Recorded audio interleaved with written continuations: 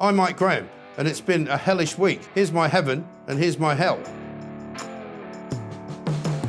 Gary Lineker's in trouble again.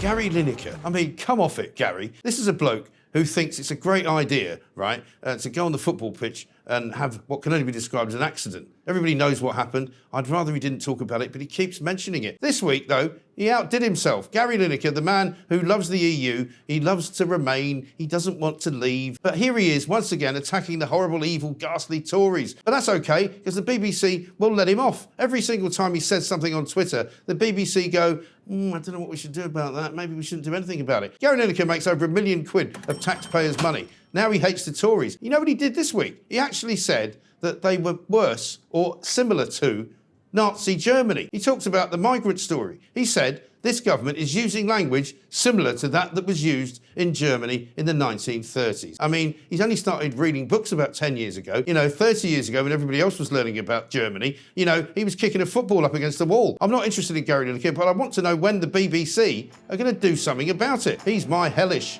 hell.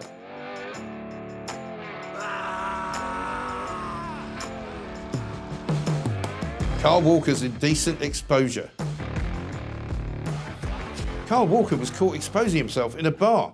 I mean, footballers, what do you expect? I suppose if you walked into a bar and there was a footballer there, you'd expect him to expose himself. But really? Really, Kyle? I mean, he's 32 years of age or something, isn't he? He's married. He wasn't with his wife, of course. And there he was, happily doing whatever he wanted to do in front of a whole crowd of people. It wasn't even the evening. It was 5:30 in the afternoon, getting out things that he shouldn't have been getting out in public. I mean, making an absolute spectacle of himself. I think the police are now involved, so we better not say too much. But come on, man, get a grip. You're supposed to be a role model, for heaven's sake. Or hell, for me.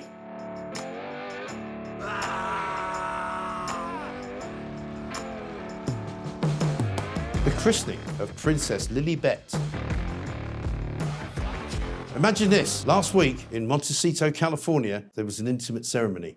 It was in the home of the Duke and Duchess of Netflix, Harry and Meghan. That's right. Their daughter, Lillibet, has been christened. But there were some people absent, apparently, because they say, Harry and Meghan, that is, that they invited King Charles, Queen Camilla, Prince William, and Kate. But guess what? They all turned it down. Well, who can blame them? If the invite actually came, it probably came the day before it was happening, because they really didn't want them there, did they? You can't just call up the king and go, do you fancy coming to California for a couple of days? No, he's got things to do, he's busy. Apart from the fact, he's not very keen on Harry and Meghan at the moment. They've already evicted them from Frogmore Cottage. I mean, what did they expect? But imagine, Princess Lillibet. These are the same people who said, she'll never be called princess because of the racism in the royal family.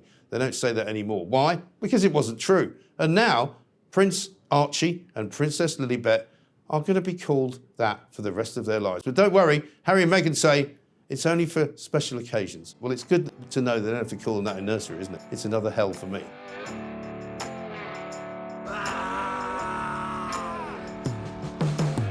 Hybrid workers are healthier.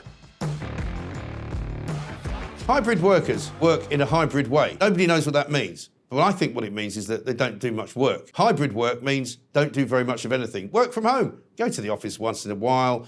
Make sure you clear out your emails before the end of the day. Apparently, a new study says they're healthier, they're happier, and they're actually better rested. They get more sleep. Well, of course they do, because they're not doing any bleeding work. They don't go anywhere. They just get up in the morning, get out of bed, go and have some porridge, and then get back on the couch. They don't even change into any sort of, proper work clothes. They just lie there with their laptops, being very happy. They might go to the gym, they might go for a walk, they might go and meet their friends. But what they're not doing is very much work. So while it might be heaven for them, it's hell for everybody else, particularly the people running the company.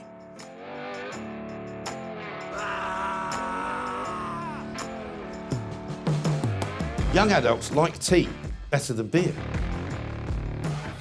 I don't know what's going on with this new Generation X or Gen Z, is it? Whatever it is it Gen Z? Is it Gen X? Gen Y? I don't know. Anyway, whatever it is, people in their 20s apparently would rather have a nice cup of tea than a beer. Now, this is good news for those of us who'd like a beer, because there's nothing worse than going into a bar and standing around behind a load of people and waiting to get a drink. This way, they won't be in the pub, they'll be in the local coffee shop getting a nice lemon tea or maybe a ginger and saffron tea or something like that. I'll be down the pub getting a beer and I won't have to wait. So that's heaven for me.